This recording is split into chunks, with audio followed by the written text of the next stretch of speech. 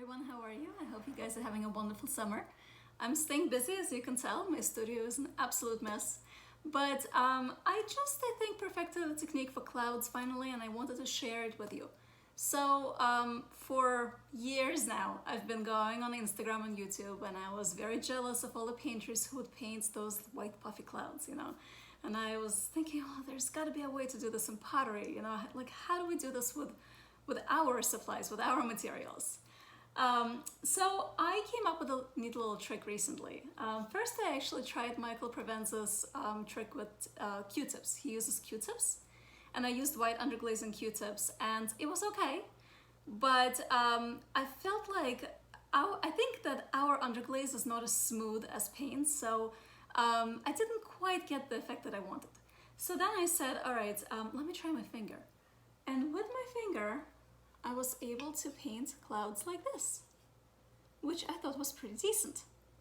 So I want to show you guys exactly how I did this, so you guys can go and do this on your mugs.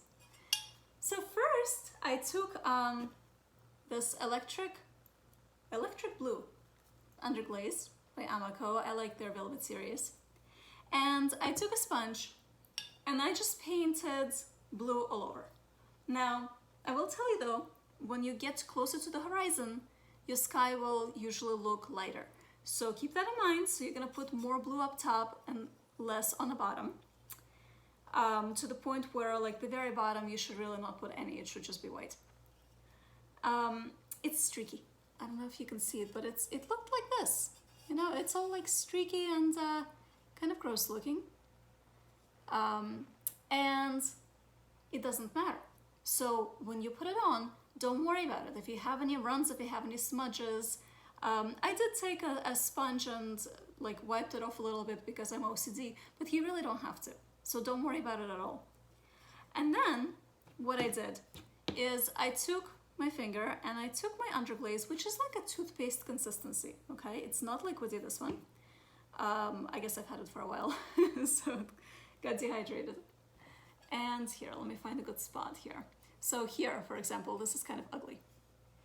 And I just started tapping, and you can apply like a dot of color and then kind of feather out from it. And all of a sudden you'll have a cloud. Now, you can also do this with gray. This isn't the motif that I'm going for in this mug, but you can get you know, a little bit of black underglaze and then mix it in with the white and get all the different gradations of color to paint your stormy clouds too. So that works really nicely. This is just a very quick tutorial. This took me a long time, you guys. On this side, I sat there and I looked at it and I was like, all right, you know, which way do I want this cloud to go? I also tapped where my blues, you can't see it, sorry. I tapped where my blue stopped and the white began because there was a line there. And I took a little bit of white underglaze and I softened up that line too, so that it's a nice smooth line now. And if you sit there and if you do it enough and you know, look at the clouds, maybe look out of your window and like see how clouds naturally go, and you know, just kind of study them a little bit. Actually, if you want to study, Michael Provenza does have some terrific cloud paintings. So if you want to just study the shape of the clouds and like the layers of them, I strongly recommend you go and watch his videos. But eventually, you'll come up with something decent looking. Just take a little bit of time with it. All right, I am gonna run off and go glaze this and fire it, as well as many other things.